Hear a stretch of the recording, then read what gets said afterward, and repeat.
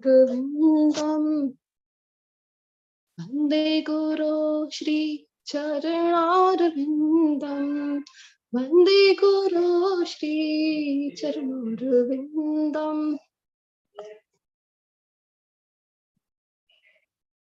चतुर्विधा श्री भगवत प्रसाद स्वादना तृप्तान् हरिभक्त संघान् कृत्वैव तृप्ति भजत सदैव वन्दे गुरो श्री चरणारविन्दम्। हरे कृष्ण एवरीवन। हरे कृष्ण माता जी। हरे कृष्ण। हरे कृष्ण। कृष्ण स्वागत છે તમારું શ્રી શ્રી हरे રાધા कृष्ण माता। હરે કૃષ્ણ।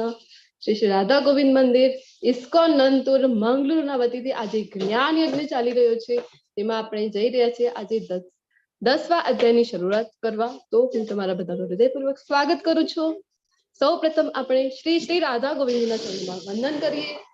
ભગવાનના શાશ્વત ભક્ત અર્જુનજી, શ્રીલા પ્રભુપાદજી, परम पूज्य जयपताका स्वामी महाराज, नामनिष्ठ दास प्रभुजी, धर्मेश प्रभुजी અને જેટલા પણ ટીચર્સ એન્ડ વોલન્ટિયર્સ અહીંયા અવિરત સેવા આપી રહ્યા છે, બધાને વંદન કરીએ। મંગલાચરણથી આપણે આજના આ સેશનની શરૂઆત કરીએ। ઓમ અજ્ઞાનતિમિરાન્ધસ્ય જ્ઞાનાંજનશલાકયા ચક્ષુરુન્મિલિतं येन तस्मै श्रीगुरुवे नमः। श्रीचैतन्य मनोभीष्टं स्थापितं येन भूतले स्वयं रूप कदामयं ददाति स्वपदान्तिकं। वन्देऽहं श्रीगुरो श्रीयुतपदकमलं श्रीगुरुन् वैष्णवांश श्रीरूपं साग्रजातं सगरघुनाथान्वितं तं सजीवं साद्वैतं सावधूतं परिजना सहितं श्री कृष्ण चैतन्य देवं श्री राधा कृष्ण पादान् ललिता श्री विशाखान्वितांश। हे कृष्ण करुणा सिंधो दीनबंधो जगत्पते गोपेश गोपिका कांत राधा कांत नमोस्तुते। तप्त कांचन गौरांगी श्री राधे वृंदावनेश्वरी वृषभानुसुते देवी प्रणमामि हरिप्रिये। वाञ्छाकल्पतरुभ्यश्च कृपा सिन्धुभ्य एव च पतितानां पावनेभ्यो वैष्णवेभ्यो नमो नमः। अनंत कोटि वैष्णव वृंद की जय। श्रीला प्रभुपाद की जय। ग्रंथराज श्रीमद् भागवतम भगवत गीता की जय। सद्गुरुदेव की जय। जय श्री कृष्ण चैतन्य प्रभु नित्यानंद श्री अद्वैत गदाधर श्रीवासादि गौर भक्त वृंद। हरे कृष्णा कृष्णा कृष्णा हरे हरे हरे राम राम राम हरे हरे। हरे कृष्णा सर्वेने। हरे कृष्ण माताजी। हरे कृष्णा। हरे Thank you Krishna. for joining today's session. Thank you so much. हरे कृष्ण माता जी। हरे कृष्णा प्रभुजी। तो અધ્યાય નામ છે વિભૂતિ યોગ। આજના આ અધ્યાયની આપણે શરૂઆત કરીશું। એક પિક્ચર તમારી સમક્ષ છે, તો તમે મને જણાવો કઈ ઘટના ચાલી રહી છે, ક્યાંનું છે આ પિક્ચર અને કોણ છે પિક્ચરમાં? કોને જોઈ શકીએ છીએ આપણે આ પિક્ચરમાં? હરે કૃષ્ણ। દ્વારકાનું છે। યસ માતાજી। અને કોણ કોણ છે? નારદજી, કૃષ્ણ ભગવાન અને જોડે કદાચ બલરામજી। યસ યસ માતાજી, એક્ઝેક્ટલી। તો કૃષ્ણજી અને બલરામજી છે અને આકાશ માર્ગે કોણ નિહાળી રહ્યા છે? તો નારદજી। શું કામ આ પિક્ચર અહીંયા મૂકેલું છે? આ અધ્યાયમાં શું જોવાના છીએ આપણે બધા? ઐશ્વર્ય। યસ। તો ભગવાનનું ઐશ્વર્ય, પરમેશ્વરનું જે ઐશ્વર્ય છે એ વિભૂતિ યોગમાં ભગવાન છે એ બતાવવાના છે અર્જુનજીના રિક્વેસ્ટથી। તો ભગવાનનું ઐશ્વર્ય કેવું હતું? દ્વારિકા નગરી આપણે વાત થઈ છે પહેલા જ કે હમણાંનું જે દ્વારિકા છે આટલું જ માત્ર ભૌગોલિક રીતના આટલું જ ક્ષેત્ર નહોતું। તો ગુજરાતથી લઈને છેક કચ્છ સુધીનો જે વિસ્તાર છે આટલો વિસ્તાર હતો દ્વારિકા નગરીનો, કારણ કે 16,108 આટલી તો રાણીઓ જ હતી ને બધી રાણીઓના અલગ અલગ મહેલો હતા. અને કેવી હતી તો આખો જે નગરી છે, આપણે જ્યારે મહાભારતની ઘટના આવે છે, મહાભારતમાં અથવા તો તમે કોઈ સિરિયલમાં પણ જોયું હશે, શ્રી કૃષ્ણ સિરિયલમાં પણ બતાવ્યું છે, તો કેવી રીતે રાતોરાત છે આટલી મોટી નગરીની જે છે એ સ્થાપના થઈ જાય છે અને બધા અહીંયા મથુરાથી ભગવાન છે એમને ત્યાં ટ્રાન્સફર કરી દે છે દ્વારિકામાં. તો અહીંયા ઐશ્વર્યની વાત થઈ રહી છે, તો ભગવાનનું ઐશ્વર્ય કેવું હતું, તો એ એટલું ઐશ્વર્ય હતું ભગવાનનું જ્યારે અહીંયા દ્વારિકામાં હતા. તો જે નારદજી છે એ પણ આકાશમાંથી એ ઐશ્વર્ય ભગવાનનું નિહાળી રહ્યા છે. તો આજના અધ્યાયમાં આપણે ભગવાનના ઐશ્વર્ય જોવાના છે અને સૌથી ઇમ્પોર્ટન્ટ જે આવવાનું છે એ છે ચતુશ્લોકી ગીતા. જે 4 મેઇન શ્લોક છે, જે આખા ભગવદ ગીતાનો સાર, આપણે વાત થઈ હતી, એક તો ભક્તિ યોગના જે ચેપ્ટર્સ છે એ સેન્ટર છે ભગવદ ગીતાના, અને એમાં પણ essence of the essence 9th chapter અને 10th ચેપ્ટર આવે છે, અને એમાં પણ જે સાર વાળા જે શ્લોક છે એ ચતુશ્લોકી ગીતા તરીકે ઓળખવામાં આવે છે. આજના અધ્યાયમાં એ આપણે જોવાના છીએ. અધ્યાય 10 ની ઝાંખી તમારી સમક્ષ છે. કૃષ્ણ અજાણ્યા છે અને બધાના સ્તોત્ર છે એ જણાવવાના છે. પછી શુદ્ધ ભક્તિ ભગવદ ગીતાનો સાર છે. આખી ભગવદ ગીતાનો જે સાર છે એ શુદ્ધ ભક્તિ છે. અર્જુન કૃષ્ણનું સર્વોચ્ચ પદ સ્વીકારે છે અને કૃષ્ણ તેમની વિભૂતિનું વર્ણન કરે છે. આપણે જોઈશું આજના અધ્યાયની શરૂઆત કરીએ. અધ્યાય 10 અને શ્લોક નંબર 1. શ્રી ભગવાનુવાચ ભૂય એવ મહાબાહો શૃણુ મે પરમં વચઃ યત્તેહં પ્રિયમાણાય વક્ષ્યામિ હિતકામ્યયા. શું કહી રહ્યા છે? પૂર્ણ પુરુષોત્તમ પરમેશ્વર બોલ્યા, હે મહાબાહુ અર્જુન, વળી સાંભળ. શૃણુ એટલે કે સાંભળવા વિશે ફરીથી જણાવી રહ્યા છે. તું મારો પ્રિય સખા છે. હવે ફરીથી અહીંયા કહે છે કે તું મારો પ્રિય સખા છે. એના પહેલા પણ કીધું છે. શું કીધું છે અર્જુનજીને? વારંવાર આપણે ચર્ચા કરીએ છીએ. શું કીધું છે ભગવાને અર્જુનજીને એના પહેલા? ભક્તો અસીમે સખા ચેતી. તું મારો પ્રિય મિત્ર છે અને સખા છે, ભક્ત છે અને મિત્ર છે, એટલે હું તને આ જ્ઞાન આપું છું. પછી કીધું હતું કે અનસૂયવે એટલે કે તું મારી ઈર્ષ્યા નથી કરતો. અને આજે ફરીથી શું કહી રહ્યા છે કે તું મારો પ્રિય સખા છે, તેથી હું તારા હિતાર્થે એવું જ્ઞાન છે એ જે હિતકામ્યયા, જે હિત બતાવી રહ્યો છે, આવું જે જ્ઞાન છે એ ભગવાન આપવા જઈ રહ્યા છે અર્જુનજીને. એવું જ્ઞાન પ્રદાન કરીશ કે જે મેં અગાઉ સમજાવેલા જ્ઞાનથી શ્રેષ્ઠ હશે, એટલે કે શ્રેષ્ઠતમ જ્ઞાન ભગવાન છે અહીંયા આપવાના છે. તો કઈ ઘટના છે આ પિક્ચરમાં? કોઈને ખ્યાલ છે? હરે કૃષ્ણ.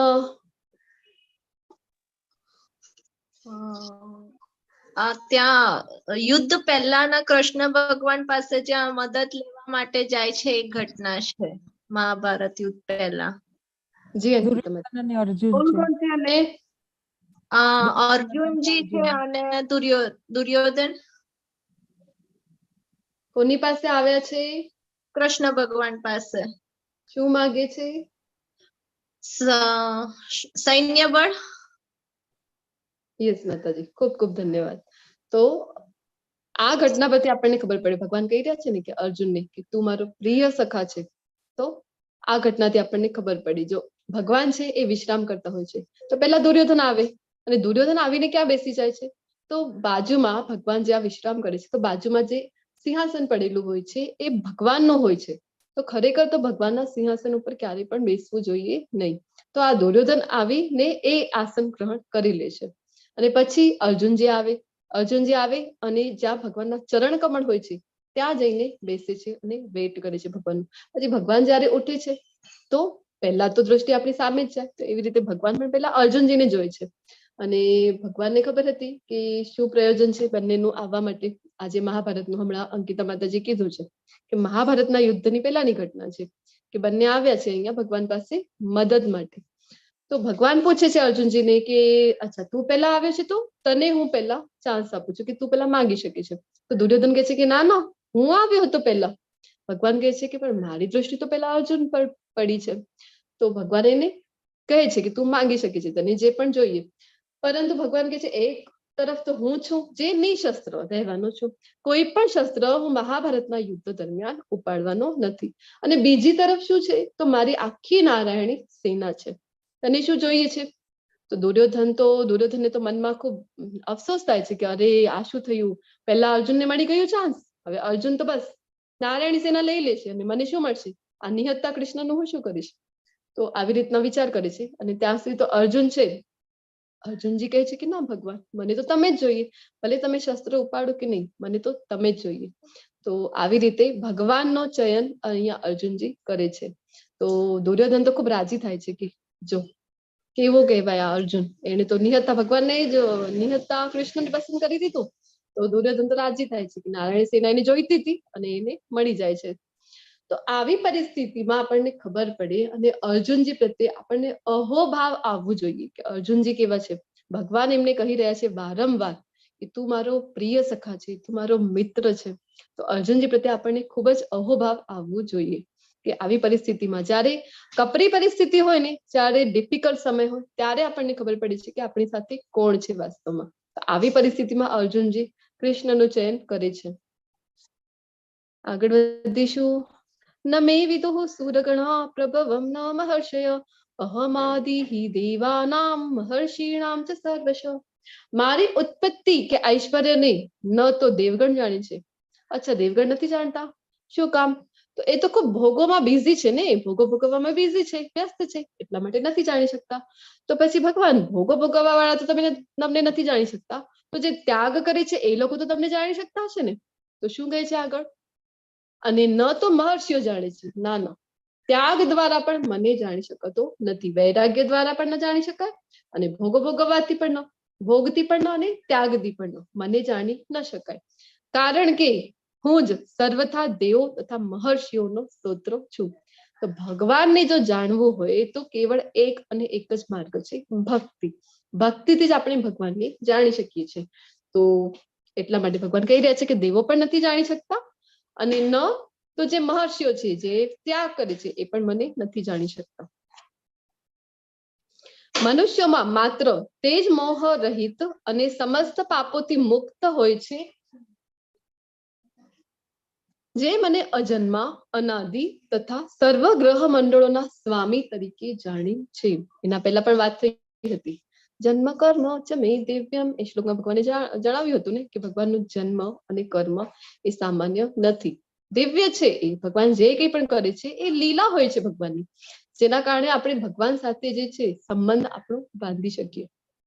એટલા માટે ભગવાન જણાવે છે, પ્રકટ થાય છે. ભગવાનનું ક્યારે પણ જન્મ થતો નથી, ભગવાન પ્રકટ થાય છે. તો ભગવાન કહે છે કે ભગવાન કેવા છે? અજન્મા છે, એમનું જન્મ થતું નથી, પ્રાકટ્ય થાય છે ભગવાનનું. તો જન્માષ્ટમીનો તહેવાર મનાવીએ છીએ, નહીં મનાવવાનો?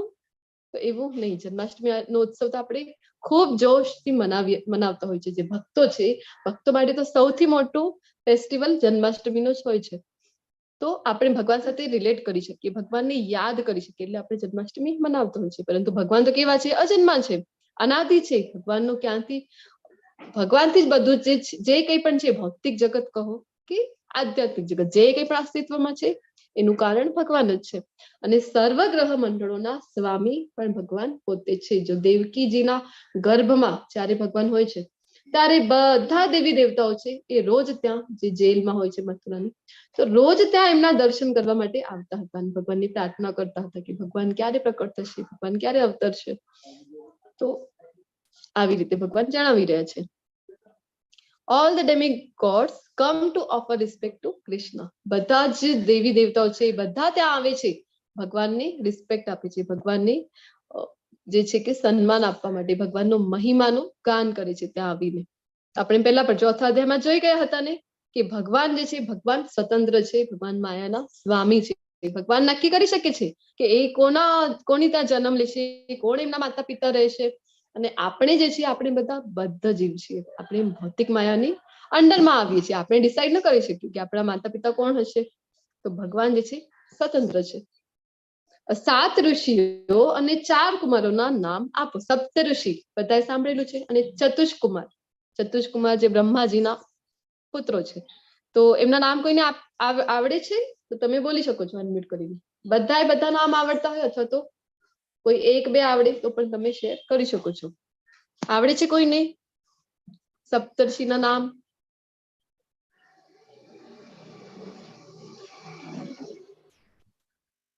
આપણે વાત કરી ગૌતમ ઋષિ, પછી કશ્યપ ઋષિ, પછી જમદગ્નિ ઋષિ, જમદગ્નિ, પછી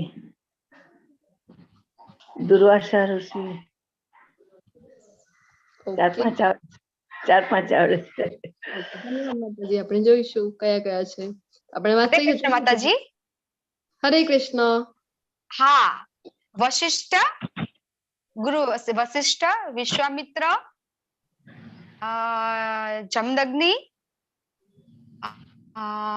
અત્રિ, ઋષિ કશ્યપ, પછી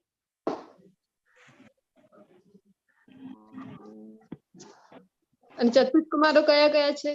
4 કુમારો જે આપણે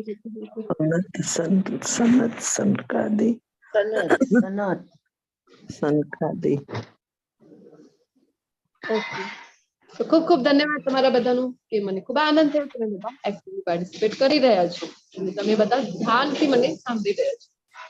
સપ્તર્ષિ આપણે વાત કરી હતી ને કે જે આવે છે ડાર્વિનનો ઉત્ક્રાંતિવાદ. તો આપણે જે છીએ ઋષિ મુનિઓની સંતાનો છીએ. આપણે મનુઓની, આપણે કૃષ્ણની સંતાન છે. આપણે આ વાંદરામાંથી આપણે નથી આવ્યા. તો ઋષિ મુનિ છે એ આપણા પૂર્વજ છે. કયા કયા છે? જો તમારી સમક્ષ નામ છે બધા સપ્ત ઋષિઓના: અગસ્ત્ય, અત્રિ, વશિષ્ઠ, વિશ્વામિત્ર, ગૌતમ, જમદગ્નિ અને ભારદ્વાજ. આ સપ્ત ઋષિ છે. અને 4 કુમારો જે બ્રહ્માજીના પુત્રો છે: સનક કુમાર, સનાતન કુમાર, સનંદન કુમાર અને સનત કુમાર. આ 4 કુમારો છે. આગળ જે છે ભગવાન જણાવી રહ્યા છે એટલા માટે આપણે જોયું કે કયા છે સપ્ત ઋષિ અને ચતુષ કુમાર. આગળના શ્લોકમાં ભગવાન જણાવે છે. શું જણાવે છે? સપ્ત ઋષિઓ તથા તેમની પૂર્વે 4 અન્ય મહર્ષિઓ તેમજ બધા મનુઓ માનવ જાતિના પૂર્વજો છે. બધા મનુષ્યો આવ્યા છે મનુઓથી. મારા મનથી ઉત્પન્ન થયેલા છે. બધા ક્યાંથી આવ્યા છે? તો બધા ભગવાનથી આવ્યા છે. અને વિભિન્ન લોકમાં નિવાસ કરનારા સર્વ જીવો તેમનામાંથી આવે છે. હવે આપણે જોઈ ગયા છીએ કે કેવી રીતે આખા બ્રહ્માંડની રચના થાય છે. તો જે કંઈ પણ છે અસ્તિત્વમાં, જ્યારે ભગવાનની નાભી કમળથી બ્રહ્માજી આવે છે, પછી બ્રહ્માજીથી આવે છે સપ્ત ઋષિઓ આવે, 4 કુમારો આવે અને મનુઓ આવે, દક્ષ પ્રજાપતિ, આ બધા બ્રહ્માજીથી આવે. અને જે અલગ અલગ લોકોમાં શું કરતા હોય છે? તો જે કંઈ પણ પ્રજા છે એ પ્રજાનું જે ઉત્પન્ન કરનારું અને એમ સર્જન માટે એ બ્રહ્માજીને સહાય થાય છે. તો આપણે બધા છીએ એ ઋષિ મુનિઓની સંતાન છીએ. અને અલ્ટિમેટલી બધા ક્યાંથી આવી રહ્યા છે? તો બધાનો સોર્સ કોણ છે? બધાનો સોર્સ છે એ કૃષ્ણ પોતે જ છે. કારણ કે આપણે બધા ઋષિ મુનિઓની સંતાનો છીએ. ઋષિ મુનિઓ ક્યાંથી આવ્યા છે? તો ભગવાન કહે છે કે મારાથી જ બધા ઉદ્ભવે છે. જો કોઈ ભગવાનના પવિત્ર નામોનો જપ કરી શકે તો પછી કૃષ્ણનો મહિમા જાણવાની શું જરૂર છે? હવે આપણે જોઈ ગયા છે કે નામ જે છે ભગવાનનું નામ અને નામીમાં ભેદ નથી. આપણું નામ અને નામી બંને અલગ છે. પરંતુ અજય કોઈનું નામ છે તો એનો અર્થ નથી કે એ હંમેશા વિજયી જ રહેશે, એને કોઈ જીતી ન શકે. કારણ કે નામ અને નામી જે છે એમાં ભેદ છે. આપણે વાત થઈ હતી વરસાદ આપણે કહીએ તો વરસાદ આવી જાય છે. શું કામ? કારણ કે નામ અને નામીમાં ભેદ છે. પરંતુ ભગવાનનું એવું નથી. ભગવાનનું નામ અને નામી બંને એક જ છે, અલગ અલગ નથી. તો ભગવાન પોતે જ નામ પ્રભુ આપણે એને કહેતા હોય છે. જ્યારે આપણે હરે કૃષ્ણ મંત્રનો જપ કરીએ ત્યારે સાક્ષાત કૃષ્ણ છે એ મંત્ર. તો આપણે મંત્રનો મહિમા જોઈ ગયા છીએ અને મંત્ર પવિત્ર નામનો જપ પણ આપણી પાસે છે. તો હવે શું કામ આપણે આ ઐશ્વર્ય જાણવું જોઈએ? ભગવાનની મહિમા, ભગવાનનું ઐશ્વર્ય શું કામ જાણવું જોઈએ? તમને બધાને શું લાગે છે? હરે કૃષ્ણ. ભગવાનનું ઐશ્વર્ય જાણવાની શું જરૂર છે? હવે આ અધ્યાયમાં જે આપણે જોવાના છીએ અથવા તો અર્જુનજી પૂછી રહ્યા છે, શું કામ પૂછી રહ્યા છે?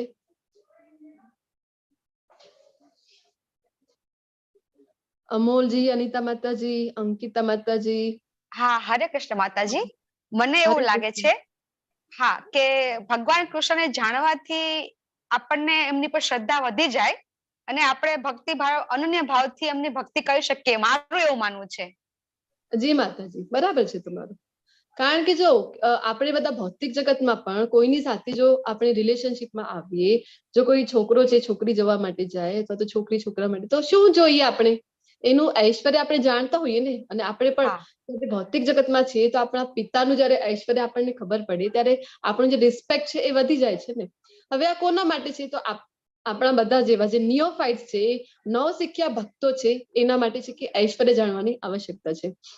અને જે અનન્ય ભક્તિમાં ઓલરેડી રત છે ભગવાનની, તો એમને તો કોઈ આવશ્યકતા જ નથી રહેતી ને કે ભગવાનનો મહિમા જાણવાની અથવા તો ઐશ્વર્ય ભગવાનની. એમને તો ઐશ્વર્યમાં બિલકુલ પણ ભગવાનના ઇન્ટરેસ્ટ રહેતું નથી.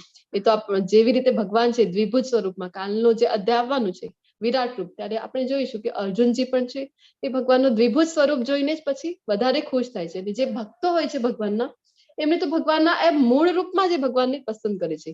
મૂળ રૂપમાં ભગવાન કેવી રીતે છે? ત્યાં પોતાના ઘરમાં એટલે કે ગોલોકમાં, તો ભગવાન ગોવાળિયાના રૂપમાં છે ત્યાં. અને ભગવાનની ઓફિસ વૈકુંઠ ધામ વાત થઈ હતી આપણી, તો ત્યાં સંપૂર્ણ ઐશ્વર્યથી ભગવાન વૈજયંતી માલા ધારણ કરેલું છે અને સંપૂર્ણ ઐશ્વર્યથી ત્યાં વિરાજમાન છે. અને બધા ત્યાં એક જ ભાવમાં ભગવાન સામે હોય છે, સાખ્ય ભાવમાં, દાસ્ય ભાવમાં, સોરી, બધા દાસની જેમ જ ભગવાનની સામે નતમસ્તક હોય છે. તો ભગવાનનું ઐશ્વર્ય જો આપણે જાણીએ, આપણા જીવન જે નિયોફાઇટ્સ છે, નવશીખ્યા ભક્તો છે, તો શું થાય? તો ભગવાન સાથે આપણું જે રિલેશનશીપ છે એ હજી સંબંધ જે છે એ હજી ગાઢ થવામાં મદદરૂપ થાય છે. તો એટલા માટે અર્જુનજી છે આપણા બધા માટે ભગવાનનું ઐશ્વર્ય અહીંયા પૂછે છે. જે મનુષ્ય મારા આ ઐશ્વર્ય તથા યોગને વિશે ખરેખર દૃઢ વિશ્વાસ ધરાવે છે, તે મારી અનન્ય ભક્તિમાં સંલગ્ન થાય છે. આ વિશે લેશ માત્ર શંકા નથી. જો આપણે જાણીએ તો આપણે ભૌતિક જગતમાં પણ જાણતા હોઈએ કે આપણા પિતાજી પાસે કેટલી પ્રોપર્ટી છે, કેટલો ઐશ્વર્ય છે, તો આપણને પણ હજી માન વધે ને. તો સેમ વે ભગવાનનું પણ આપણને જો ઐશ્વર્ય ખબર પડે તો શું થાય? તો ભગવાન કહે છે કે અનન્ય ભક્તિમાં એ હજી સંલગ્ન થઈ જાય છે. તો આ કઈ ઘટના છે તમારી સમક્ષ? આ પિક્ચરમાં કઈ ઘટના છે? કોના દર્શન થાય છે? ભગવાનના, ભગવાન કૃષ્ણ ભગવાનના. સાથે કોણ છે? નગરજનો. હા, બધા. કઈ નગરી કઈ છે? દ્વારકા નગરી. દ્વારિકા. ના. અચ્છા. મથુરા નગરી. મથુરામાં જયારે પ્રવેશ્યા હતા કૃષ્ણ અને બલરામ, તો ત્યાંની બધી જનતા ખૂબ આતુરતાથી રાહ જોઈ રહી હતી ભગવાનની, અને ખૂબ ખુશ થાય છે ભગવાનને જોઈને. અમારા તારણહાર આવી ગયા, અમારા તારણહાર આવી ગયા. અને બધા, તમે જો ઝૂમ કરીને જોશો તો ખબર પડશે આ સ્લાઇડમાં, કે બધા લોકો છે દૂર દૂરથી, એ બધી એ ઘરની આગાસીઓ હોય ત્યાંથી પણ ભગવાનને નિહાળે છે. અને આટલા દૂરથી પણ ભગવાનને નિહાળે છે. તો આવું નહીં કે ભગવાન દૂરથી જોઈ રહ્યા છે તો ભગવાન દેખાતા નથી, બાયનોક્યુલર લઈ ને એની સહાયતાથી ભગવાનને જોવું પડે, નાનકડા એવા દેખાઈ રહ્યા છે. આવું નથી. ભગવાનનું ઐશ્વર્ય કેવું છે? જ્યાંથી પણ જોઈ, કેટલા પણ દૂરથી જોઈ ભગવાનને, તો ભગવાનના એમને સંપૂર્ણ દર્શન છે એ થાય છે. તો આવું ભગવાનનું ઐશ્વર્ય છે. તો હવે શરૂઆત થઈ રહી છે ચતુશ્લોકી ગીતાની. તો 10.8 થી લઈને 10.11 સુધી 4 જે શ્લોકો છે એ ખૂબ જ ઇમ્પોર્ટન્ટ શ્લોક છે. Essence of the essence, Bhagavad ગીતાના સારનું પણ સાર છે આ 4 શ્લોક. તો આપણે કહેતા હોઈએ ને કે આમ તો ભગવદ ગીતાનો હરેક શ્લોક ખૂબ જ મહત્વપૂર્ણ છે. બધા શ્લોકો કંઠસ્થ આપણે ન કરી શકીએ. આપણે વાત થઈ હતી કે 108 શ્લોકો ઇમ્પોર્ટન્ટ હોય છે, અને તમને ગ્રુપમાં પણ મળી ગયા હશે જે લિસ્ટ છે, કયા અધ્યાયનો કયા શ્લોક છે એ લર્ન કરવા માટે પ્રયત્ન કરવું જોઈએ. અને એ પણ જો ન થાય તો પછી આ જે 4 શ્લોક છે એ તો કંઠસ્થ કરવા માટે જરૂરથી પ્રયત્ન કરવું જોઈએ. ચતુશ્લોકી ગીતા તરીકે આ પ્રખ્યાત છે. આખી ભગવદ ગીતાનો સાર જે છે આ 4 શ્લોકોમાં આવી જાય છે. શરૂઆત કરીશું ચતુશ્લોકી ગીતાની. અહમ સર્વસ્ય પ્રભવો મત્ત સર્વં પ્રવર્તતે ઇતિ મત્વા ભજન્તે મામ બુધા ભાવ સમન્વિતઃ. શું કહી રહ્યા છે ભગવાન? કે હું સમસ્ત દિવ્ય તથા ભૌતિક વિશ્વનું કારણ છું. કેવળ એક જ જગતનો નહીં, કેવળ એવું નહીં કે ભૌતિક જગત જ મારાથી આવી રહ્યું છે. જે કંઈ પણ અસ્તિત્વમાં છે, ભૌતિક કહી લો, આધ્યાત્મિક કહી લો, દિવ્ય એટલે કે આધ્યાત્મિક, જે કંઈ પણ છે ને અસ્તિત્વમાં, બધાનું કારણ કોણ છે? તો ભગવાન કહી રહ્યા છે કે હું છું. બ્રહ્માજી પણ કહે છે ને બ્રહ્મ સંહિતામાં. શું કહે છે? કોઈને યાદ થયું છે? હવે લગભગ રોજ જ આપણે ચર્ચા કરતા હોઈએ છીએ કે બ્રહ્મ સંહિતાનો જે પહેલો શ્લોક છે કયું છે? ખ્યાલ છે કોઈને? હરે કૃષ્ણ. ઈશ્વર પરમ કૃષ્ણ. આગળ શું છે?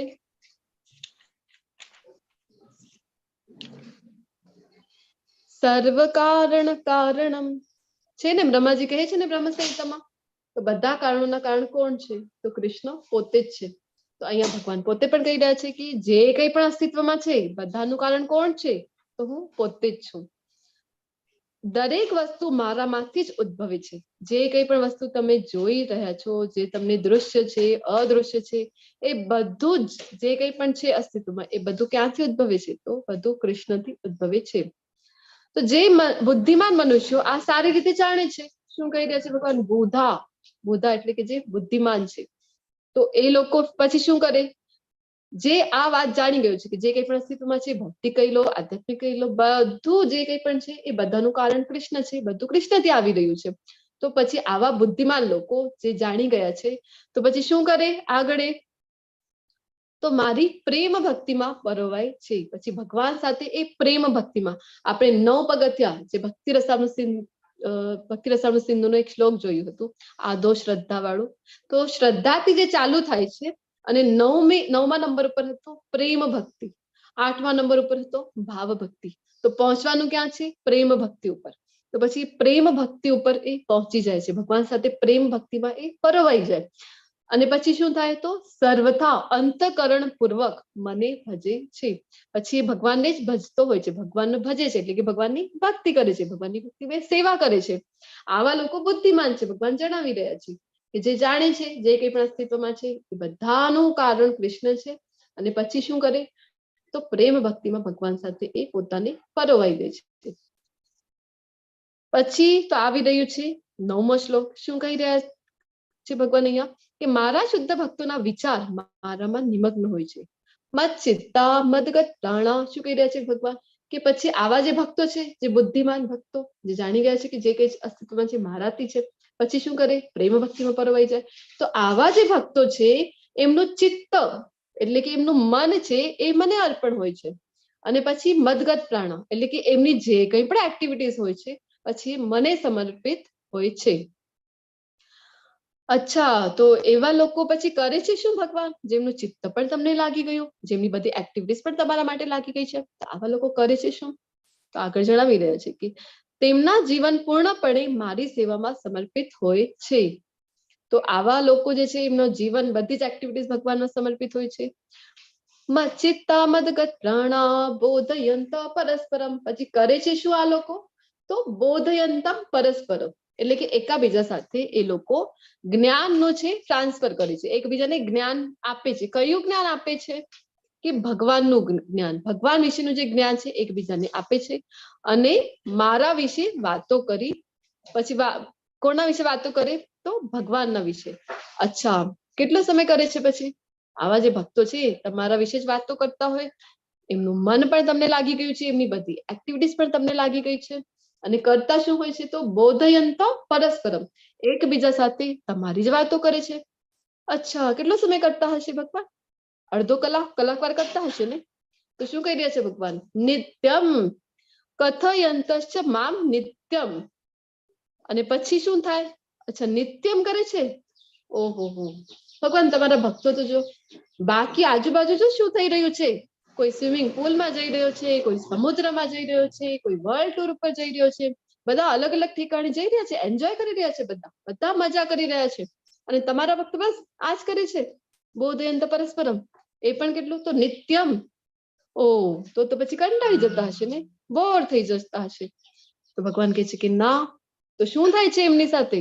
તો ભગવાન કહે છે કે તુષ્યંતી ચ રમંતી ચ.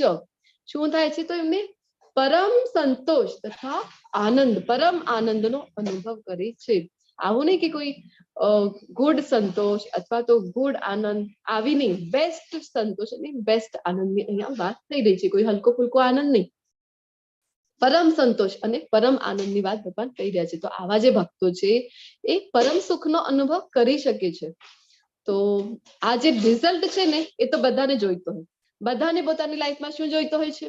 તુષ્યંતી ચ રમંતી ચ, પરમ સંતોષ, પરમ આનંદ તો બધાને જોઈતો હોય, પરંતુ કરવું કોઈને નથી. જ્યારે તમે કોઝ જે છે એ કરશો ત્યારે તો એનો રિઝલ્ટ મળશે. તો એ તો કોઈને નથી કરવું. કરવાનું શું છે? તો મત ચિત્તા મત ગત પ્રાણ બોધયંત પરસ્પરમ કથયંતશ્ચ મામ નિત્યમ. ત્યારે જ તમને એનું રિઝલ્ટ મળશે. એની પહેલાની જે વાતો છે એ તમે નહીં કરો તો તમને તુષ્યંતી છે રમંતી છે ક્યારેય થવાની નથી. તો પરમ સંતોષ અને પરમ આનંદનો અનુભવ ભગવાનના જે ભક્તો છે એ કરતા હોય છે. તો ભગવાનની ગુણ કથા લીલા વિશે જ એ જ્યારે પણ એકબીજા સાથે મળે ત્યારે એની જ ચર્ચા કરતા હોય છે. પછી આગળનો શ્લોક આવે છે. શું જણાવે છે 10.10 તો તેષામ સતત યુક્તાનામ ભજતામ પ્રીતિપૂર્વકમ દદામી બુદ્ધિ યોગમ તમ યેન મામો પયાન્તિ તે.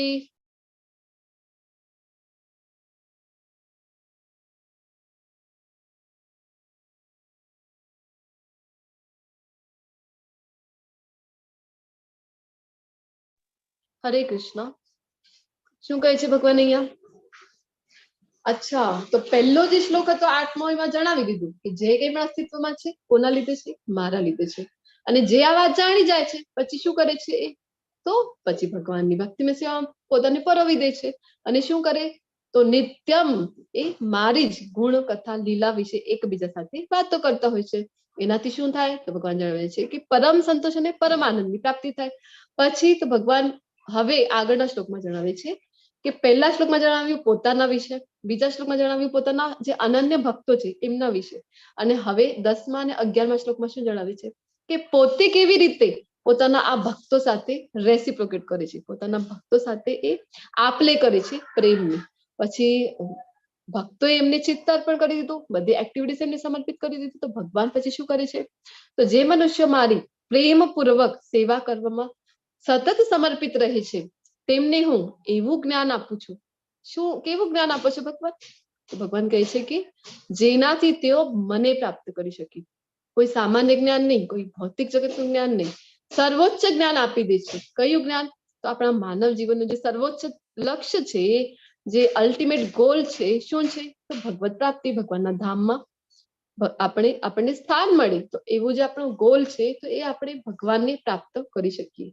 તો ભગવાન પછી પોતાના ભક્તો સાથે આવી રીતે રેસિપ્રોકેટ કરે છે કે એમના હૃદયમાં ભગવાન જ્ઞાન અર્પણ કરે છે. કઈ ઘટના છે અહીંયા આ પિક્ચરમાં? કોની ઘટના છે?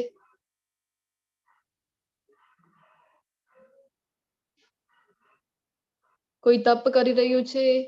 ધ્રુવ કોણ? ભગવાન. ધ્રુવ મહારાજ.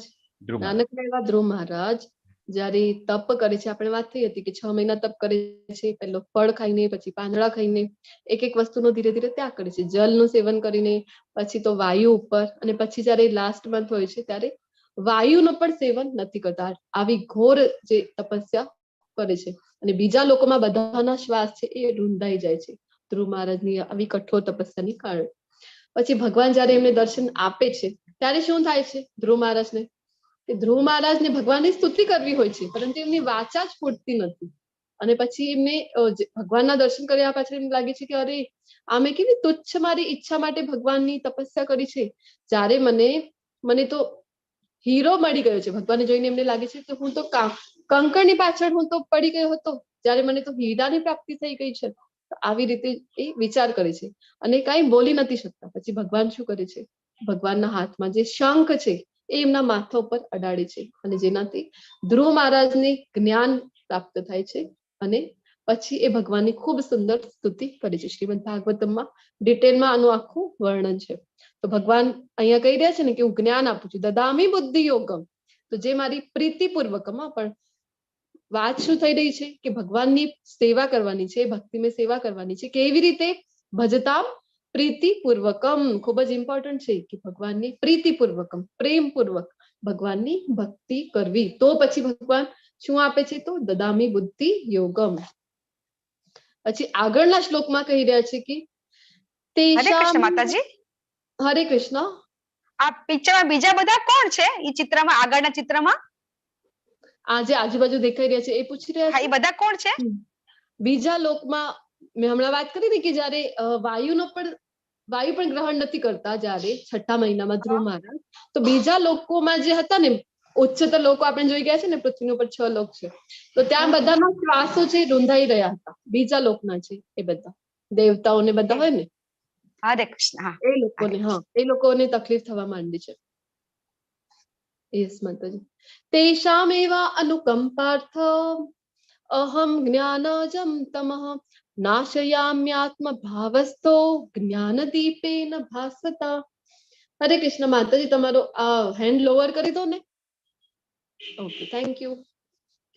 પછી શું જણાવે છે 11મા શ્લોકમાં? તો ભક્તો ઉપર વિશેષ કૃપા કરવા માટે તેમના હૃદયોમાં નિવાસ કરનારો હું જ્ઞાન રૂપી પ્રકાશમાન દીપક વડે અજ્ઞાનજન્ય અંધકારને દૂર કરું છું. તો બધાના હૃદયમાં તો ભગવાન રહે છે. કયા રૂપમાં વિરાજમાન છે? આપણા બધા જીવોના હૃદયમાં ભગવાન પરમાત્મા પરમાત્મા સ્વરૂપે ક્ષીરોદક્ષાયી વિષ્ણુના રૂપમાં બધા જીવ માત્રમાં નિવાસ કરે છે ને. તો જે ભક્તિ ભગવાન સાથે પ્રીતિપૂર્વક ભગવાનને જે ભજે છે, ભગવાન પછી એવા ભક્તોને અનન્ય ભક્તિથી ભગવાનને ભજે છે, એવા ભક્તોને ભગવાન શું કરે છે કે બધાના હૃદયમાં તો નિવાસ કરે છે. તો આવા ભક્તોને પછી એમના હૃદયમાં જ્ઞાન રૂપી પ્રકાશ ભગવાન આપે છે, જેનાથી શું થાય?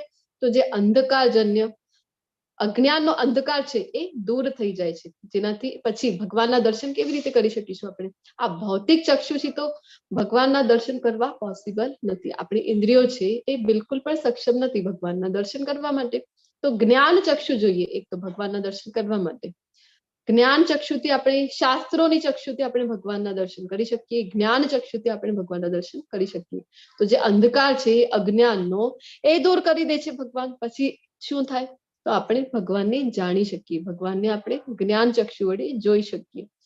તો અહીંયા કપિલ મુનિ અને દેવહૂતિ માતાનું ઉદાહરણ આપેલું છે કે કપિલ મુનિ સાક્ષાત ભગવાનનો જે અંશ છે, કરદમ મુનિની ત્યાં અવતરે છે, કરદમ ઋષિ અને દેવહૂતિ માતાની ત્યાં. પછી પોતાની જ માતા દેવહૂતિને દેવહૂતિ પોતાના બાળક પાસેથી જ બધું શિક્ષણ છે એ લે છે. સાંખ્ય યોગ, ભક્તિયુક્ત સાંખ્ય યોગનું અહીંયા જ્ઞાન કપિલ મુનિ દેવહૂતિ માતાને આપી રહ્યા છે. આ પિક્ચર આપેલું છે શ્રીમદ ભાગવતમની એ પણ ઘટના છે. તો આ 4 શ્લોક ખૂબ જ ઇમ્પોર્ટન્ટ છે 10મા અધ્યાયમાં, જેમાં 8મા શ્લોકમાં ભગવાન પોતાનું જણાવી રહ્યા છે કે જે કંઈ પણ છે ભૌતિક અથવા તો આધ્યાત્મિક બધું ભગવાનથી છે, અને જે જાણી જાય છે પછી ભગવાન સાથે ભક્તિમાં એ પોતાને પરોવી દે છે. અને શું કરે છે આવા ભક્તો? તો નિત્યમ ભગવાનની ચર્ચા કરે છે. બોધયંત પરસ્પરમ, એકબીજા સાથે ભગવાનની ચર્ચા કરે. પછી ભગવાન આવા ભક્તો સાથે કેવી રીતે અને શું પ્રાપ્ત થાય એમની? તો તુષ્યંતી ચ રમંતી ચ, પરમ સુખ અને પરમ આનંદની અનુભૂતિ કરે. પછી ભગવાન કેવી રીતે રેસિપ્રોકેટ કરે છે? તો એમના હૃદયમાં જ્ઞાનનું દીપક પ્રજ્વલિત કરે છે. ભગવાન જ્ઞાન આપે છે. કયું જ્ઞાન? કોઈ ભૌતિક જગતનું અથવા તો કોઈ સામાન્ય જ્ઞાન નહીં, જેનાથી ભગવાનની પ્રાપ્તિ થાય આવું જ્ઞાન ભગવાન પછી એમને આપે છે. પછી આગળ વધીશું. શું કહી રહ્યા છે? અર્જુને કહ્યું, આ પૂર્ણ પુરુષોત્તમ પરમેશ્વર, પરમ ધામ, પરમ પવિત્ર, પરમ સત્ય છો. અચ્છા, કોણ કહી રહ્યું છે આવું બધું? અર્જુન કહી રહ્યું છે. તો અર્જુન તો કોણ છે? તો અર્જુન તો મિત્ર છે. મિત્રમાં થોડું બહુ ચાલે ને, એક થોડી બહુ ચાપલુસી ચાલે છે મિત્રમાં. તો નહીં, આગળ શું જણાવી રહ્યા છે અર્જુન? કે આપ સનાતન દિવ્ય આદિ પુરુષ અજન્મા તથા મહાનતમ છો. કોણ કોણ કહી રહ્યું છે આ બધું? તો અહીંયા રેફરન્સ આપી રહ્યા છે અર્જુનજી. નારદ, અસિત, દેવલ તથા વ્યાસ જેવા જે બધા મહાન લોકો છે. કોણ છે? તો ભગવાનના જ એ ઇન્કાર્નેશન છે. તો આવા બધા ઋષિઓ આપના વિશે આ સત્યનું સમર્થન કરે છે, અને હવે આપ સ્વયં મને તે જ કહી રહ્યા છો. તો કેવલ અર્જુનજી કહી રહ્યા છે. અર્જુનજી તો મિત્ર છે, એ તો કહી શકે, એ તો સ્તુતિ કરી શકે ભગવાનની, પણ નહીં. અર્જુનજી કહી રહ્યા છે કે બધા જ મહાન મહાન ઋષિઓ જે છે એ પણ તમારા વિશે આ જ જ્ઞાનનું સમર્થન કરે છે, અને તમે પણ આ જ જ્ઞાન વિશે હવે મને વાત કરી રહ્યા છો. પછી શું કહે છે કે હે કૃષ્ણ, આપે મને જે બધું કહ્યું છે તેને હું સર્વથા સાચું માની સ્વીકારું છું. હવે જો અર્જુનજીમાં પણ કેવી બેસ્ટ શિષ્યની ક્વોલિટીઝ છે. તો ભગવાને જે કંઈ પણ કીધું છે એનો એ સ્વીકાર કરે છે. હે પ્રભુ, ન તો દેવો કે ન તો દાનવો, આપના સ્વરૂપને જાણવા સમર્થ છે. ભગવાનના આ સ્વરૂપને જાણવા માટે કોઈ પણ સમર્થ નથી, દેવો પણ નથી અને દાનવો પણ નથી. હે પુરુષોત્તમ, હે સર્વના ઉદ્ભવ સ્થાન, હે સમસ્ત જીવોના સ્વામી, હે દેવોના દેવ, દેવોના દેવ એટલે કે મહાદેવ.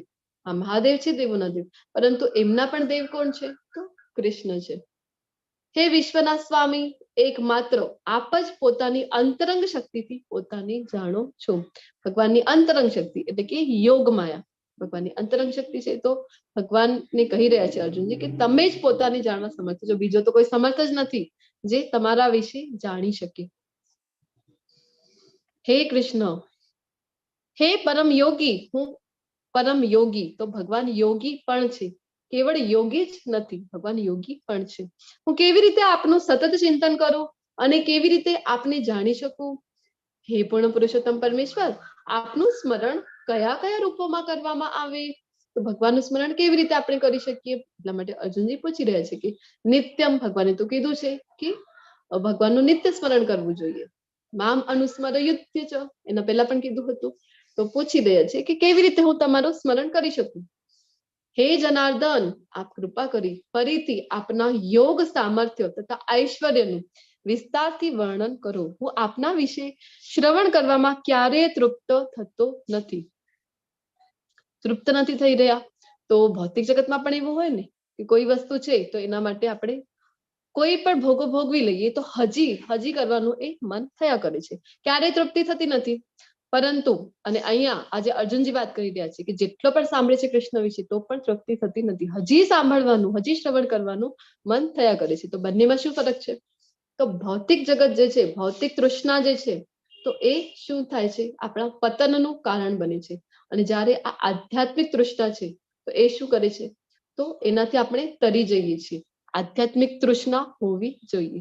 શ્રીમદ ભાગવતમમાં પણ જ્યારે નૈમિષારણ્યના ઋષિ છે, શૌનકાદિ ઋષિ છે, એ પણ શું કહે છે સુત ગોસ્વામીને કે અમને પણ ભગવાનના ભક્તો વિશે, ભગવાન વિશે જે લીલાઓ છે એ હજી સાંભળવાનું મન થાય છે.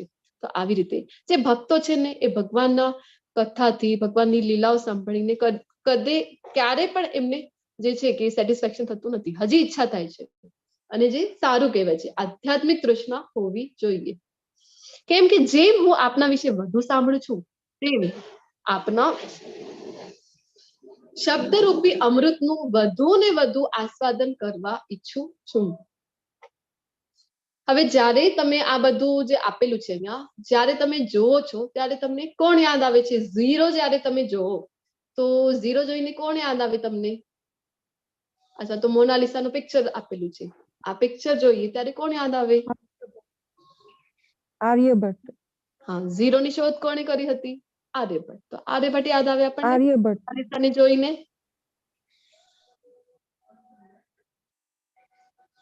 કોણે બનાવી હતી આ પેઇન્ટિંગ? લિયોનાર્ડો દા વિન્સી, આજે ચિત્રકાર હતા. અને E=mc². આ જ્યારે આપણે જોઈએ ત્યારે કોણ યાદ આવે આપણને? કોણે આપ્યું હતું આ ફોર્મ્યુલા?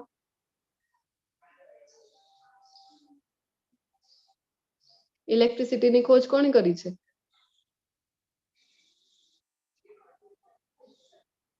આઇન્સ્ટાઈન. આઇન્સ્ટાઈન યાદ આવે ને આપણને જ્યારે આ ફોર્મ્યુલા આપણે જોતા હોઈએ.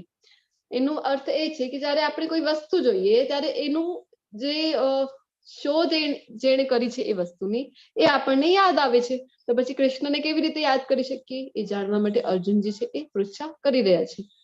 પૂર્ણ પુરુષોત્તમ પરમેશ્વર બોલ્યા, હવે હું તને મારા ફક્ત મુખ્ય વૈભવયુક્ત રૂપોનું વર્ણન સંભળાવીશ, કારણ કે હે અર્જુન, મારું ઐશ્વર્ય અપાર છે.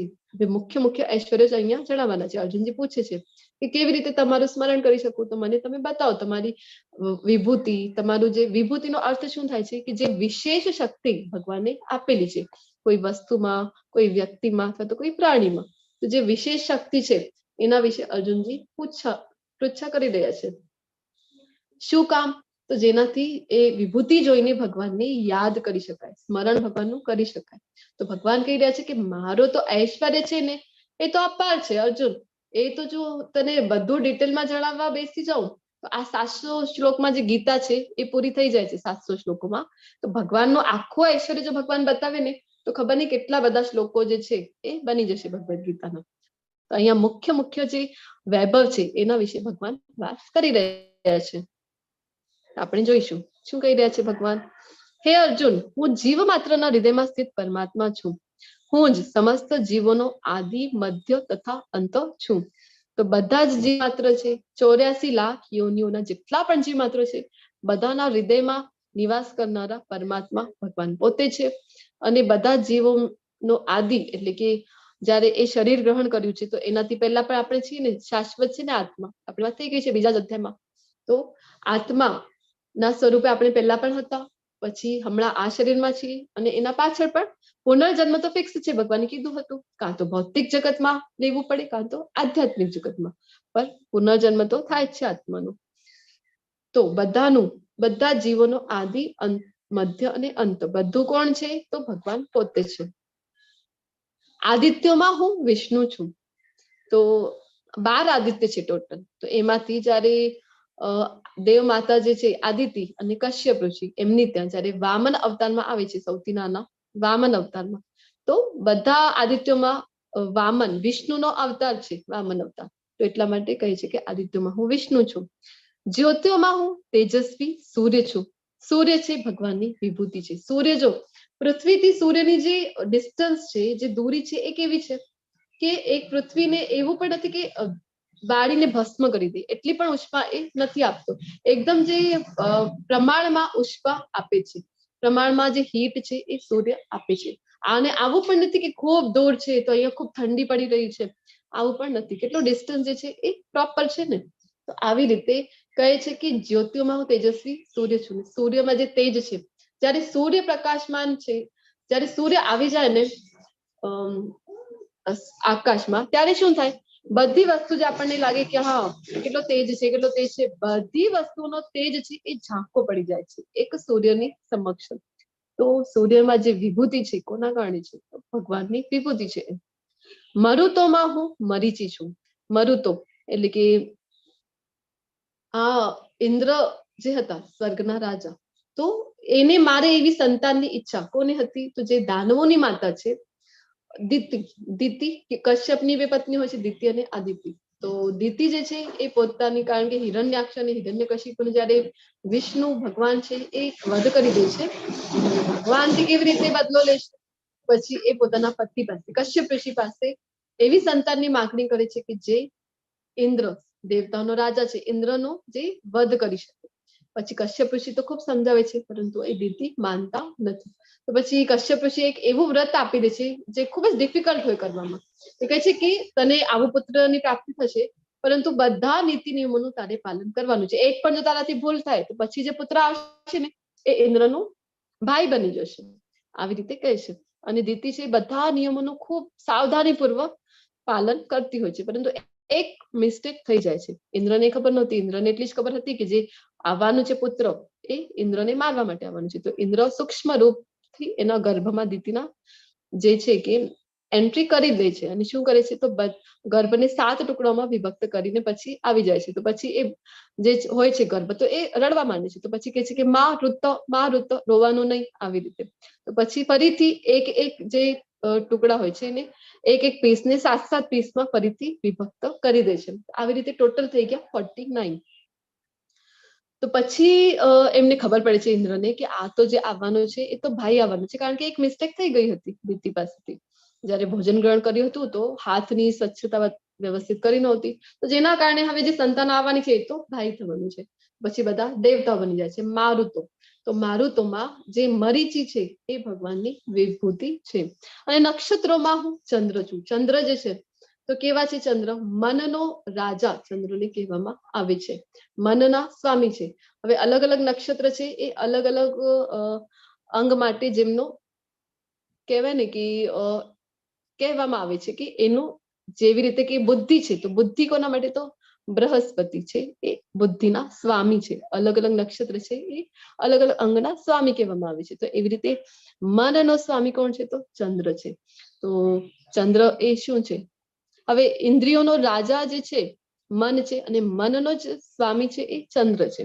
આપણને એમ થાય ને કે આપણે જે કંઈ પણ કરી રહ્યા છે તો આંખો છે તો આંખોથી જોઈ રહ્યા છે, અથવા તો કાન છે તો કાનથી સાંભળી રહ્યા છે? ના, કારણ ઇન્દ્રિયોનો જે રાજા છે આપણું મન એ વસ્તુમાં હોય તો જ આપણે એ વસ્તુ કરી શકતા હોઈએ છીએ. આપણે ટીવી જોતા હોઈએ અને આપણને કોઈ આવાજ આપણી મમ્મી બોલાવે જમવા માટે, તો આપણને સંભળાય છે, કાન તો ત્યારે પણ છે. શું કામ નથી સંભળાતું? કારણ કે મન નથી ત્યાં, સાંભળવામાં મન નથી. જે ટીવીમાં જોઈ રહ્યા છે ત્યાં મન છે. તો મન છે એ આપણી બધી ઇન્દ્રિયોનો રાજા છે. અને આ મનનો સ્વામી છે એ કોણ છે? તો ચંદ્રમા છે, વિભૂતિ છે ભગવાનની. વેદોમાં હું સામવેદ છું. 4 વેદો છે, જેમાંથી સામવેદમાં ભગવાનની ખૂબ જ સુંદર સુંદર સ્તુતિઓ આપેલી છે. આમ તો બધા જ વેદોમાં અલગ અલગ વિષયો આપેલા છે, ભગવાન વિશે આપેલા છે, પરંતુ સામવેદમાં સ્તુતિઓ છે. તો ભગવાન કહી રહ્યા છે કે હું સામવેદ છું. દેવોમાં સ્વર્ગનો રાજા ઇન્દ્ર છું. સ્વર્ગના જે રાજા છે એ ભગવાન કહી રહ્યા છે. હું ઇન્દ્રિયોમાં હું મન છું. હમણાં આપણે મન વિશે જે વાત કરી કે મન જો આપણું લાગેલું હોય ને તો જ કોઈ પણ વસ્તુ આપણે કરી શકતા હોઈએ. બધી ઇન્દ્રિયો આપણી પાસે છે, પરંતુ જો મન નથી, મંગલા આરતીના આપણે દર્શન કર્યા, પરંતુ જો મન એમાં નથી, તો કોઈ આપણને પૂછે કે આજે મંગલા આરતીના દર્શનમાં કયા વસ્ત્ર ભગવાનના, કયા રંગના વસ્ત્રો ભગવાને ગ્રહણ કરેલા હતા, તો આપણને વિચારવું પડે કે કયા હતા, પીળા હતા કે ગ્રીન હતા કે કયા હતા, કારણ કે મન ત્યાં નથી. તો મન બધી ઇન્દ્રિયો રાજા છે. બધા સમસ્ત જીવોમાં રહેલી પ્રાણ શક્તિ ચેતના હું છું. જે કંઈ પણ આપણા આત્માની કારણે આપણું આખું શરીર છે જે ચાલી રહ્યું છે, તે પ્રાણ શક્તિ જે છે એ ક્યાંથી આવી રહી છે? એ જ ભગવાનની વિભૂતિ છે. હું સર્વ રુદ્રોમાં શિવજી છું. 11 રુદ્ર હોય છે, તો 11 રુદ્રોમાંથી શિવજી જે છે એ ભગવાન કહી રહ્યા છે કે હું છું. હવે એક જે શિવજી છે, ગોલોક ચાર્ટ જયારે જોયું હતું, તો સદાશિવ જે આવે આધ્યાત્મિક જગતમાં, તો એ વિષ્ણુનો જ ઇન્કાર્નેશન છે. તો રાધા અને કૃષ્ણ ગોલોક ચાર્ટ જયારે જોયું હતું, તો કૃષ્ણ છે એ અલગ અલગ રૂપોમાં વિસ્તાર કરે છે અને રાધાજી છે પછી અલગ અલગ રૂપોમાં વિસ્તાર કરે. તો કૃષ્ણ જયારે શિવજી, સદાશિવ જે આધ્યાત્મિક જગતના છે, એ રૂપમાં પોતાનો વિસ્તાર કરે, તો રાધાજી છે એ પાર્વતીના રૂપમાં પોતાનો વિસ્તાર કરે. કૃષ્ણ રામના રૂપમાં પોતાનો વિસ્તાર કરે, તો પછી રાધાજી સીતાના રૂપમાં પોતાનો વિસ્તાર કરે છે. આવી રીતના હોય છે. તો જે સદાશિવ છે એ આધ્યાત્મિક જગતના, એ તો વિષ્ણુનો જ ઇન્કાર્નેશન છે. અહીંયા જે રુદ્રોના શિવજીની વાત થઈ રહી છે, તો શિવજી ગુણાવતાર છે. પ્રલયનું જે કામ હોય છે એ કામ શિવજીને આપેલું છે ભૌતિક જગતમાં. તો યક્ષો અને રાક્ષસોમાં ધનપતિ કુબેર હું છું. કુબેર તો આપણે બધા જાણીએ છીએ કે રાવણના એ ભાઈ હોય છે અને જે દેવતાઓ છે એમના એ અર્થમંત્રી હોય છે. તો બધું જે છે એ સંભાળે, એમનું જે ધનથી રિલેટેડ જે કંઈ પણ કાર્યભાર છે, કોણ સંભાળે? તો કુબેર છે એ સંભાળે છે. વસુઓમાં હું અગ્નિ છું. 8 વસુઓ આવે છે, જેમાંથી ભીષ્મ પિતામહની પણ એક ઘટના આવે છે ને કે વસુઓને શ્રાપ મળ્યું હતું અને સૌથી નાના હોય છે આ ભીષ્મ પિતામહ જે છે, તો એમને શ્રાપ મળ્યું હતું, જેના કારણે એમને પૃથ્વીલોક ઉપર પછી આટલા વર્ષો સુધી રહેવું પડે છે. આવી રીતના જે વસ્તુઓ છે, તો એ વસ્તુઓમાં અગ્નિ જે છે એ ભગવાન કહે છે કે મારી વિભૂતિ છે. એ બધા પર્વતોમાં મેરુ હું જ છું. તો ગોલોક ચાર્ટના જયારે આપણે જોયું હતું ત્યારે 7 દ્વીપ અને 7 મહાસાગર વિશે જયારે વાત કરી હતી, તો એક વચમાં આપણે વાત કરી હતી કે સુમેરુ પર્વત છે. તો આ જે સુમેરુ પર્વત છે, મેરુ પર્વત છે, તો એ શું છે? ભગવાનની વિભૂતિ છે, સાક્ષાત ભગવાન જ પોતે છે. એટલે આપણે વાત કરી હતી કે જયારે માળા જપ કરતા હોઈએ છીએ ત્યારે શું કામ સુમેરુ મણકાને આપણે પાર નથી કરતા? કારણ કે એ ભગવાન પોતે જ છે. તો એક તો આવા પર્વત જે સ્ટ્રેટ હોય છે અને ખૂબ લાંબા હોય છે, એમાં ભગવાન કહી રહ્યા છે કે હું મેરુ છું. અને આગળ કહે છે કે જયારે આવા વિસ્તારવાળા પર્વત આવે છે, એમાં હિમાલય છે પોતે, એવું જણાવશે. તો હે અર્જુન, પુરોહિતોમાં હું બૃહસ્પતિ છું. બૃહસ્પતિ ખૂબ જ્ઞાનવાન હોય છે.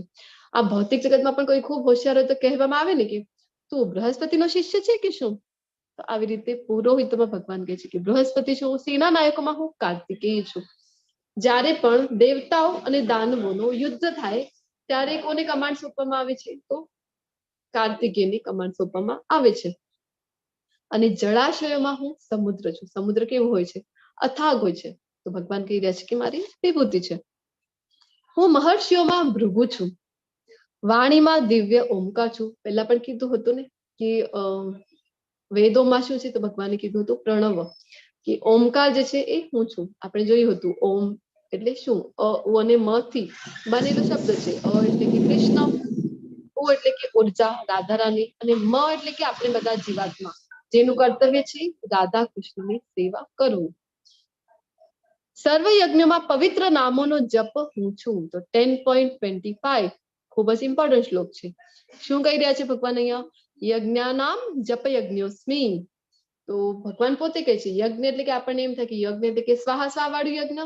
તો આપણે ઘણી વખત ચર્ચા કરી છે કે સ્વાહા સ્વાહા વાળું યજ્ઞ છે એ કલિયુગ માટે યુગ ધર્મ નથી, અને એ આપણને ફળદાયી પણ નથી કરતું.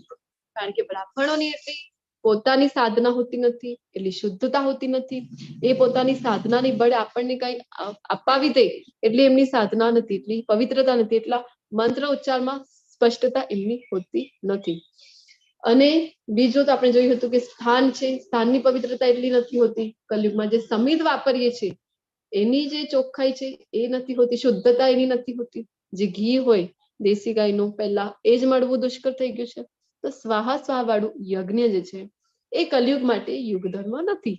કલયુગ માટે કયું ધર્મ છે? તો યજ્ઞાનામ જપ યજ્ઞોસ્મિ. ભગવદ ગીતાના 10.25 ભગવાન પોતે જણાવે છે કે યજ્ઞમાં પવિત્ર નામોનો જપ હું છું. એટલે આપણે આજે, અને સૌથી સરળ પણ છે ને, આ સ્વાહા સ્વાહા વાળું યજ્ઞ કરીએ, કેટલી બધી એમાં માથાકૂટ કરવાની, પછી કેટલી સામગ્રીઓ એકઠી કરવાની છે, કેટલો બધો ખર્ચ કરવાનો છે.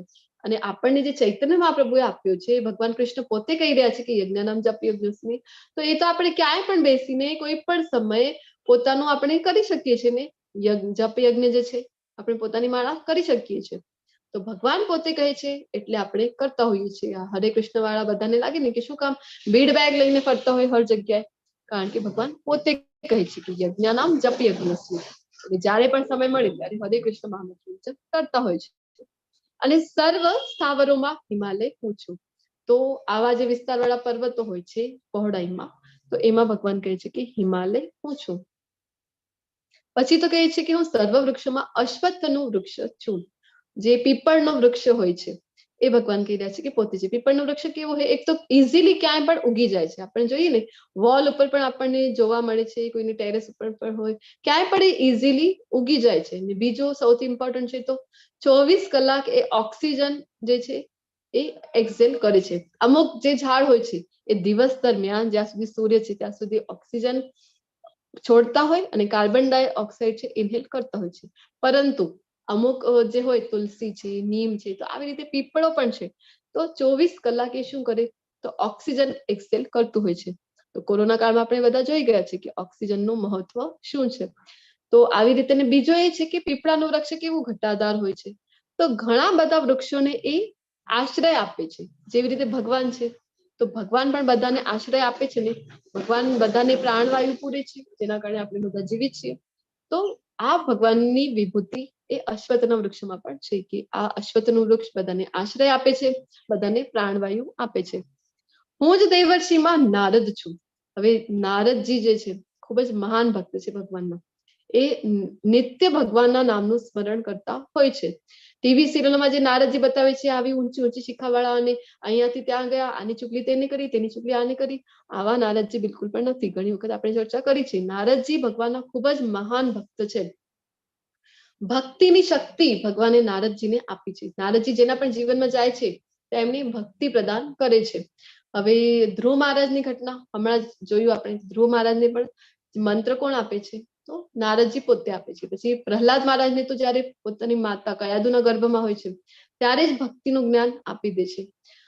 શ્રીલા વ્યાસદેવજી જે છે, વ્યાસદેવજી 17 પુરાણો લખી લીધા, વેદોને 4 ભાગમાં વિભક્ત કર્યા, ગ્રંથ જે છે મહાભારતનું સર્જન કર્યું, તો પણ એમનું મન અશાંત હતું. ત્યારે નારદજી એમને બતાવે છે ને કે તમે ભગવાનની ગુણ અને લીલાનું તો વર્ણન નથી કર્યું, તમને કેવી રીતે શાંતિ મળી શકે? તો એમના ઉપદેશ પાછળ વ્યાસદેવજીએ પણ મહાપુરાણ એટલે કે શ્રીમદ ભાગવતમની રચના કરી. આવા મહાન છે નારદજી. હું ગંધર્વોમાં ચિત્રરથ છું. તો ગંધર્વોમાં ભગવાન કહી રહ્યા છે કે ચિત્રરથ હું છું. અને સિદ્ધ પુરુષોમાં હું જ કપિલ મુનિ છું. કપિલ મુનિ કયા? આપણે જે હમણાં જોયા, દેવહૂતિ માતા પોતાની માતાને જે જ્ઞાન આપે છે. કપિલ મુનિ કરદમ ઋષિ અને દેવહૂતિ માતાને ત્યાં જન્મે છે, ભગવાનના જ અવતાર છે. તો એ સિદ્ધ પુરુષ છે. પછી તો અશ્વમાં મને ઉચ્ચ શ્રવા જાણ. જે અમૃત માટે થયેલા સમુદ્ર મંથન વખતે ઉત્પન્ન થયો હતો. સમુદ્ર મંથનની ઘટના બધાને ખ્યાલ છે. તો ત્યારે એ સમુદ્ર મંથન થી ઉચ્ચશ્રવા નામનો જે ઘોડો છે ખૂબ જ સુંદર છે, તો એ ત્યારે એમાંથી નીકળ્યો હતો. અને બીજું શું કહી રહ્યા છે કે ગજરાજોમાં હું ઐરાવત છું. તો ઐરાવત પણ સમુદ્ર મંથનની વેળાએ તે પ્રાપ્ત થયું હતું. ને ઇન્દ્રનું એ વાહન છે. જયારે ઇન્દ્રવાળી ઘટના આવે છે કે ઇન્દ્રે ભગવાનનું અપરાધ કરી દીધું હતું. જયારે ગોવર્ધન પર્વતના પૂજા વિશે ભગવાને કીધું હતું ઇન્દ્રની પૂજા ન કરવાની, તો ઇન્દ્રે પ્રલય જેવી વરસાદ વ્રજભૂમિ ઉપર જયારે વરસાવી હતી. અને પછી જયારે ગોવર્ધન પર્વતનું ઉઠાવી લીધું હતું ટચલી આંગળી પર ભગવાને, ત્યારે જયારે ઇન્દ્રને ખબર પડી કે આજ તો ભગવાન છે, તો પછી ગભરાઈ ગયા હતા. અને પછી ભગવાનની ક્ષમા માંગવા માટે ભગવાનનો અભિષેક કરે છે. ત્યારે આ ઐરાવત જ છે એ દિવ્ય જલ લઈ આવે છે અને ભગવાનનો અભિષેક, એમની 7 સૂંઢ હોય છે, તો 7 સૂંઢથી ભગવાનનો અભિષેક કરે છે.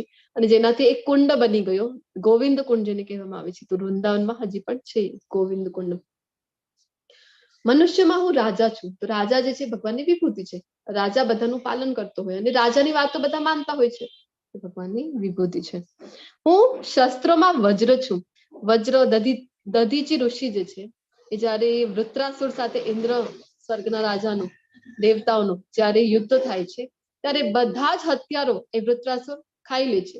હજી કઈ છે તમારી પાસે તો લઈ આવો એવું જયારે કહે છે વૃત્રાસુર, ત્યારે પછી ઇન્દ્ર દધીચી ઋષિ પાસે જાય છે, વિનંતી કરે છે. અને દધીચી ઋષિ જે છે પોતાના તપના બળે એ પોતાના હાડકા એમને આપી દે છે, જેનાથી વજ્ર બનેલું છે. તો વજ્ર થી વૃત્રાસુરનો સંહાર પછી ઇન્દ્ર કરે છે. તો ખૂબ કઠોરતા માટે જયારે આપણે વાપરતા હોઈએ ને, કોઈની કઠોરતાની ઉપમા માટે આપણે કહીએ ને કેવું કઠોર હૃદય છે તારું, વજ્ર જેવું. અથવા તો આપણે કહીએ ને કે વજ્ર જેવો હાથ છે, કોઈને પડી ગયું તો ખૂબ લાગી જશે, તો આવું ઉદાહરણ દઈએ, ઉપમા દઈએ તો વજ્ર છે એ ખૂબ જ શસ્ત્રોમાં વજ્ર છું ભગવાન કહી રહ્યા છે.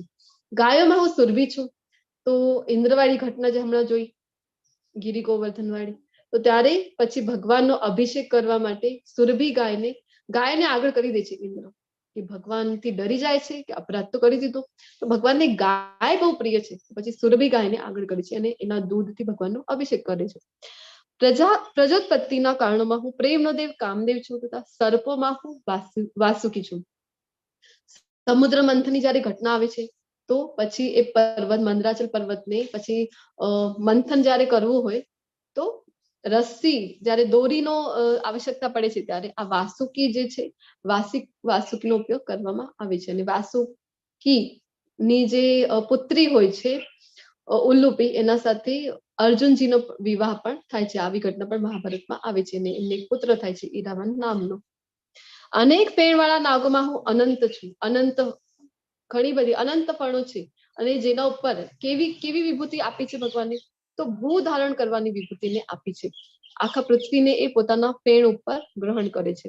અને પૃથ્વી કેવડી દેખાય એમના ફણ ઉપર, તો એક જવનો દાણો હોય ને એટલી જ પૃથ્વી એમના ફેણ ઉપર દેખાય છે. તથા જળચરોમાં હું વરુણ દેવ છું. હું દિવંગત પિતરોમાં અરેમાં છું. અરેમાં એટલે પિતૃલોકના જે દેવતા છે, જે કંઈ પણ આપણે પિતૃઓને આપીએ તો આનું જે કારભાર સંભાળે છે કોણ છે, તો એ આર્યમાં છે. તો આર્યમાં એ પિતૃલોકના દેવ છે.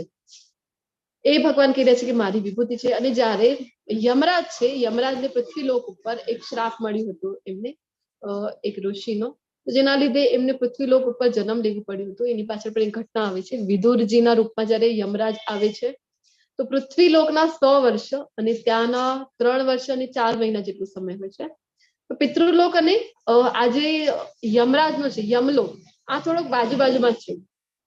તો પછી આર્યમાએ ત્યારે જયારે યમરાજ ત્યાં અનઅવેલેબલ હતા, પૃથ્વીલોક ઉપર આવી ગયા હતા, ત્યારે બંને લોકોનું કાર્યભાર સંભાળ્યું હતું.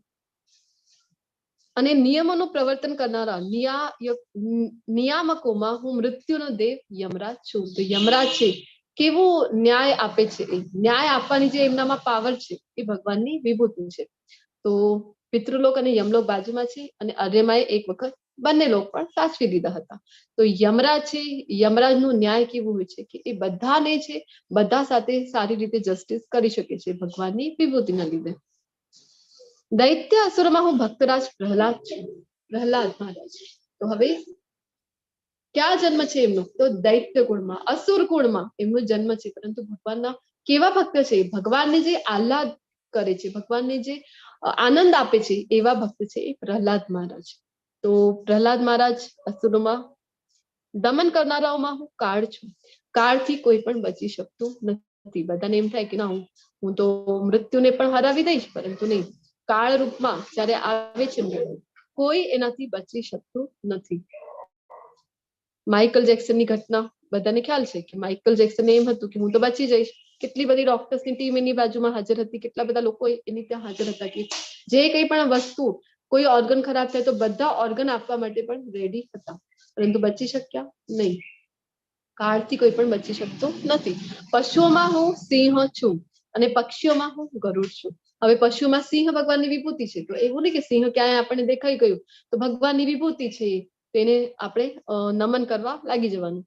સિંહ ખૂબ ક્રૂર હોય છે, પરંતુ એમાં પણ એ જે વીરતા હોય છે, આપણે પણ કોઈ વીરતા માટે કોઈને ઉપમા દઈએ ને, કેવી સિંહ જેવો કેવો બહાદુર છે, સિંહ જેવો બહાદુર છે, આવી રીતે. અને પક્ષીઓમાં હું ગરુડ છું.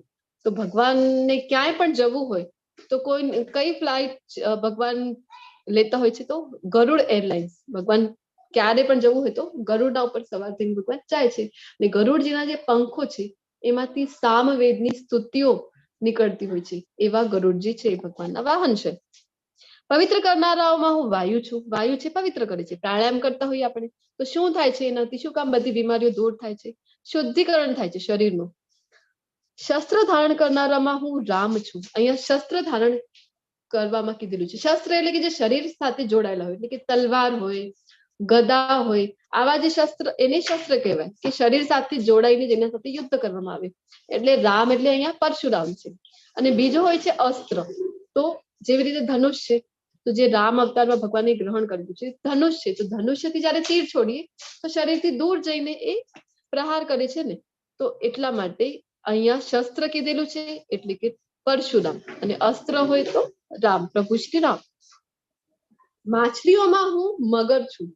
મગર કેવું હોય? એની પકડ જે હોય ને એવી હોય છે કે કાંઈ પણ એના પકડમાં આવી ગયું તો છોડતો જ નથી. પછી ઇલેક્ટ્રિસિટીનો તાર પણ કેમ ના આવી જાય એના મોઢામાં, પણ ક્યારે એને છોડતું નથી. તો આવી પકડ હોય છે. તો માછલીમાં મગર છું. તથા વહેતી નદીઓમાં હું જ ગંગા છું. ગંગા જ્યારે વામન રૂપમાં આવ્યા હતા તો 3 ડગલા પૃથ્વી, બીજા જ ડગલામાં આધ્યાત્મિક જગત ઉપર જયારે અંગૂઠો ટચ થઈ જાય છે વામન અવતારમાં ભગવાનનો, તો ત્યાં એક છેદ થઈ જાય છે અને જ્યાંથી ગંગા નદી છે એ વહેવા માંડે છે. તો ભગવાનના ચરણને સ્પર્શીને આવે છે તો બ્રહ્માજી નીચે કમંડલ લઈને એને ગ્રહણ કરે છે, કહે છે કે તો ભગવાનનું ચરણામૃત છે. અને પછી જયારે આ ભૌતિક જગતમાં ગંગા જેવી પવિત્ર નદીની આવશ્યકતા હતી તો શિવજીને પછી રિક્વેસ્ટ કરવામાં આવે છે કે વેગ એટલો હોય છે ગંગાજીનો, તો પછી કોણ ગ્રહણ કરશે? તો શિવજી કહે છે કે હું છું ને, હું મારી જટા ઉપર ગંગાને ગ્રહણ કરી લઈશ. તો પછી ગંગાને ધારણ કરે છે પોતાની શીશ ઉપર, જટા ઉપર. અને અહીંયા જે ભૌતિક જગતમાં આવી છે ને, તો એક જ લટ શિવજી જયારે ખોલે છે તો એમાંથી જે ગંગા નદી આવી છે એ ગંગા નદી અહીંયા ભૌતિક જગતમાં આવી છે. ગંગાજીનું તો પ્રવાહ જ એટલું છે કે આખી ગંગા નદી અહીંયા આવી જાય તો આખું પ્રલય જ અહીંયા આવી જાય. તો વહેતી નદીઓમાં ગંગા ભગવાનની વિભૂતિ છે.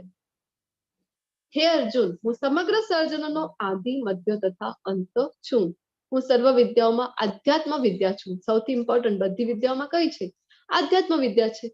અને તર્કશાસ્ત્રીઓમાં હું જ નિર્ણાયક સત્ય છું.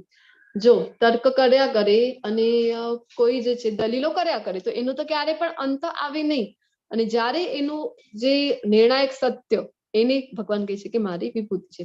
જ્યારે એ વાત, એ દલીલ જ્યારે ફિનિશ થાય છે, કોઈ એક મત ઉપર આવી જાય છે તો એ નિર્ણાયક સત્ય ભગવાન જણાવે છે કે હું છું. અક્ષરોમાં હું અકાર છું. અ વગર કોઈ પણ શબ્દ બનતું નથી. સમાસોમાં દ્વંદ્વ સમાસ છું. આ વ્યાકરણનો વિભાગ આવે છે. સમાસોના 4 ભાગ હોય છે. 2 શબ્દોને મળીને જે બને છે એને સમાસ કહેવામાં આવે છે. તો કોઈ જગ્યાએ કેવું હોય છે કે પહેલું જે શબ્દ છે, 2 શબ્દોને મળીને બને છે ને, તો પહેલો શબ્દ મુખ્ય હોય, બીજો છે એ ઉપ હોય. અને કોઈ જગ્યાએ કેવું હોય કે બીજો શબ્દ છે એ મુખ્ય હોય છે. અને કોઈ સમાસમાં કોઈ જગ્યાએ એવું હોય કે પહેલું શબ્દ બીજા શબ્દની વિશેષતા દર્શાવે. જેવી રીતે નીલ કંઠ, તો કંઠ કેવું છે? નીલ, મહાદેવ માટે જે વાપરવામાં આવે છે. તો નીલ એ એનું વિશેષતા જે દર્શાવી રહ્યું છે. તો આવો એક સમાસ આવે છે. રસોઈ ઘર, તો રસોઈ જે છે એ ઉપ થઈ ગયું અને ઘર છે એ મુખ્ય થઈ ગયું. તો કોઈ એક શબ્દ મહત્વનો હોય અને કોઈ ઓછો મહત્વનો હોય, આવા સમાસ હોય. અને એક સમાસ આવે છે જેમાં બંને શબ્દો છે ને ઇક્વિવેલન્ટ હોય છે, બંને શબ્દો એટલા જ ઇમ્પોર્ટન્ટ હોય છે. જેવી રીતે રામ સીતા, સીતારામ, સીતા અને રામમાં સીતા અને રામ બંને ઇક્વિવેલન્ટ છે, એટલા જ મહત્વના છે. કૃષ્ણ અર્જુન, તો કૃષ્ણ અને અર્જુન બંને એટલા જ મહત્વના છે. તો જેને કહેવામાં આવે છે દ્વંદ્વ સમાસ. તો એ ભગવાન કહી રહ્યા છે કે હું છું, શાશ્વત કાળ પણ હું છું અને સ્રષ્ટાઓમાં હું બ્રહ્મા છું. બધાનું સર્જન જે કરે છે બ્રહ્માજી, તો એ ભગવાન કહે છે કે મારી વિભૂતિ છે. અને કાળથી કોઈ પણ બચી શકતું નથી, એ પણ ભગવાન કહે છે કે હું જ છું. હું જ સર્વભક્ષી મૃત્યુ છું અને હવે પછી ભાવિમાં થનારને ઉત્પન્ન કરનારો હું જ છું. સ્ત્રીઓમાં હું કીર્તિ, લક્ષ્મી, વાણી, સ્મૃતિ, બુદ્ધિ, ધૃતિ તથા ક્ષમા છું. કોઈ પણ આવા ગુણ જોઈએ આપણે, કોઈ માતાજી આવા ગુણો ધરાવે, વાણી ખૂબ સારી છે, કીર્તિ છે, લક્ષ્મી છે, બુદ્ધિ ખૂબ સરસ છે, ક્ષમા એ જે ગુણ છે તો કોના લીધે છે? એ ભગવાનની બધી વિભૂતિ છે. સામવેદના મંત્રોમાં હું બૃહદ સામ છું. બૃહદ સામમાં ભગવાનની ખૂબ મોટી મોટી સ્તુતિઓ કરેલી છે. તો એ ભગવાન કહે છે કે હું છું. સર્વ છંદોમાં હું ગાયત્રી છું. ગાયત્રી એટલે કે 3 સમય જેનું ગાયન કરવામાં આવે છે. રક્ષણ કરનારું જે હોય છે અથવા તો જે જ્ઞાન આપનાર છે, વિઝડમ આપનારું છે, એને કહેવામાં આવે છે ગાયત્રી. તો કહે છે કે સર્વ છંદોમાં હું ગાયત્રી છું. મહિનાઓમાં હું માર્ગશીર્ષ છું. માર્ગશીર્ષ એટલે કે ડિસેમ્બરની આસપાસ જે મહિનો આવે છે, ભગવદ ગીતા પણ ત્યારે બોલાયેલી છે. તો એ મહિનો ભગવાન કહે છે કે હું છું, મારી વિભૂતિ છે. અને ઋતુઓમાં વસંત ઋતુ હું છું. વસંત ઋતુમાં જે કંઈ પણ આપણે જોઈએ, નવા પાલવ, ઝાડ ઉપર પણ નવા જે પલ્લવ ફૂટેલા હોય છે, નવા ફૂલો ઉગે છે, તો એ ઋતુ જ્યાં બધું જ ખીલેલું છે, તો આવી ઋતુ ભગવાન કહી રહ્યા છે કે મારી વિભૂતિ છે. ભગવાનના ધામમાં સતત વસંત ઋતુ જ હોય છે. તો અહીંયા એની એક ઝાંખી માત્ર જે હોય છે આપણી પાસે એક ઋતુ તરીકે જે આવે છે 6 ઋતુમાંથી, તો એ વસંત ઋતુ છે. હું છળ કપટ કરનારોમાં દ્યુત છું. દ્યુત ક્રીડા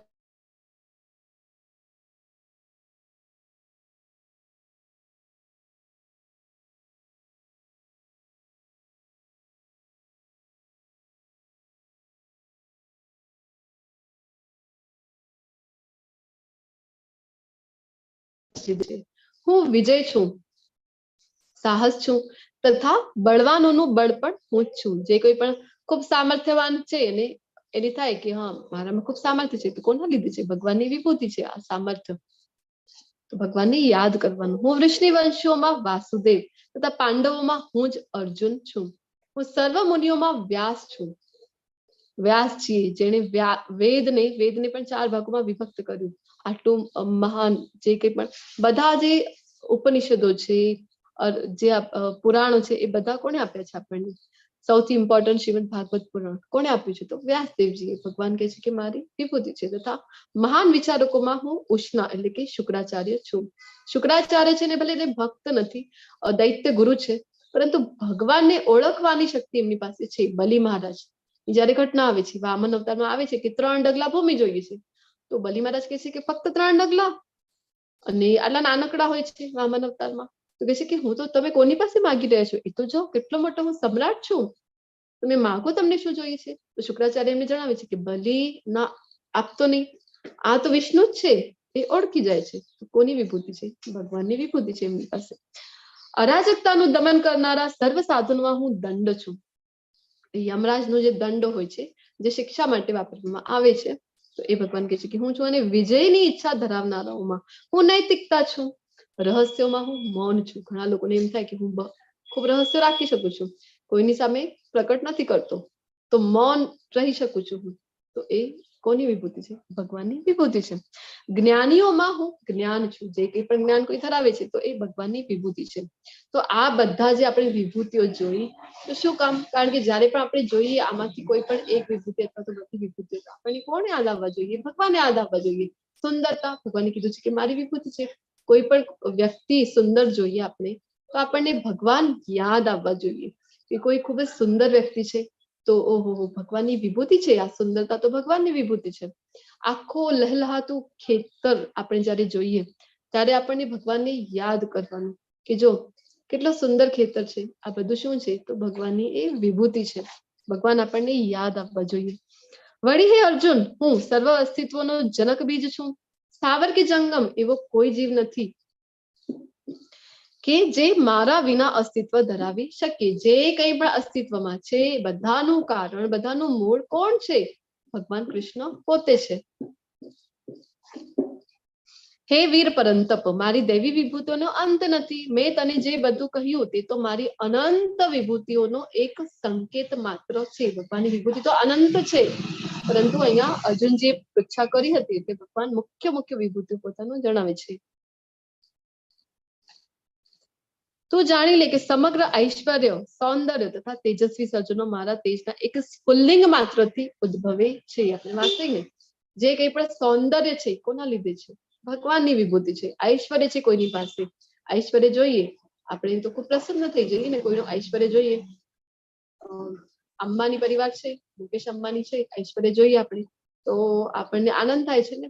તો કોનું છે, કોના લીધે છે? ભગવાનની એ વિભૂતિ છે.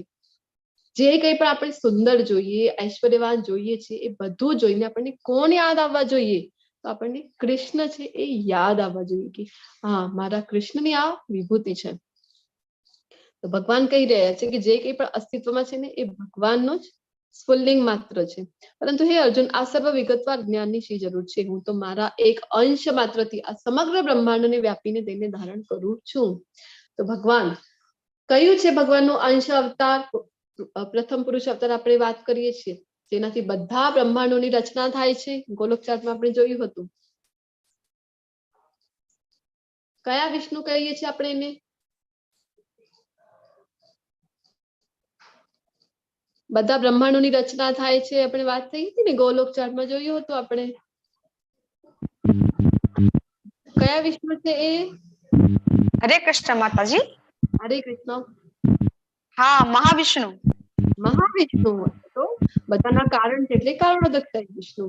તો મહાવિષ્ણુના એક ભગવાનનો અંશ છે ને મહાવિષ્ણુ. તો મહાવિષ્ણુના રોમ કુકુથી શ્વાસ બહાર કાઢે ત્યારે બધા બ્રહ્માંડો પ્રકટ થઈ જાય છે.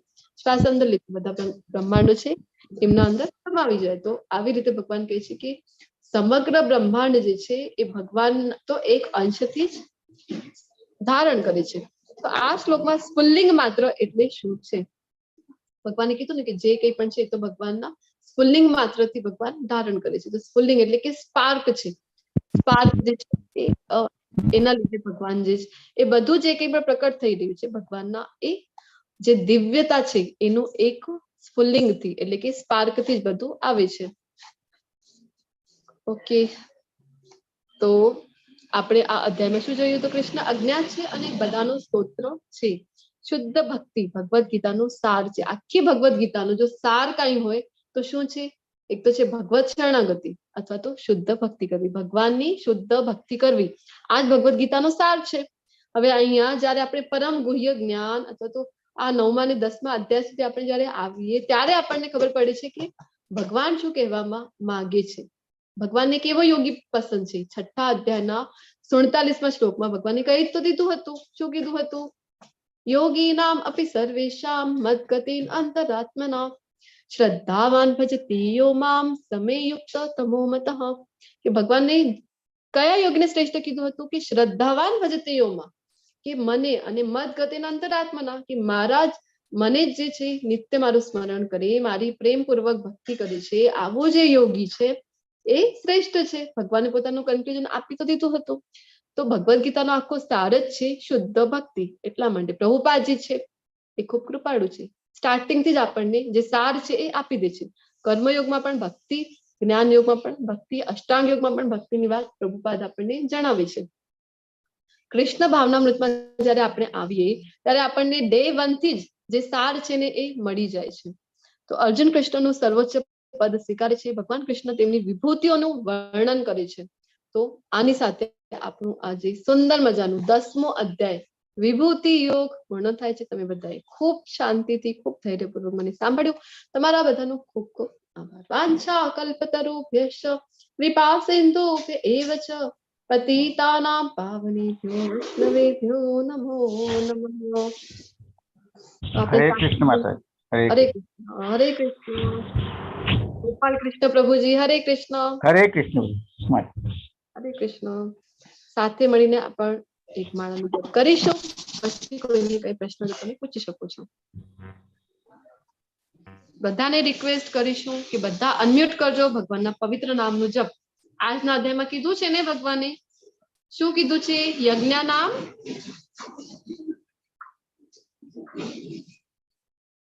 હરે કૃષ્ણ. પ્રભુજી કહે છે ને ખાલી જગ્યા પૂરો. યજ્ઞ નામ જપના જપ જપયજ્ઞ. યજ્ઞોસ્મિ.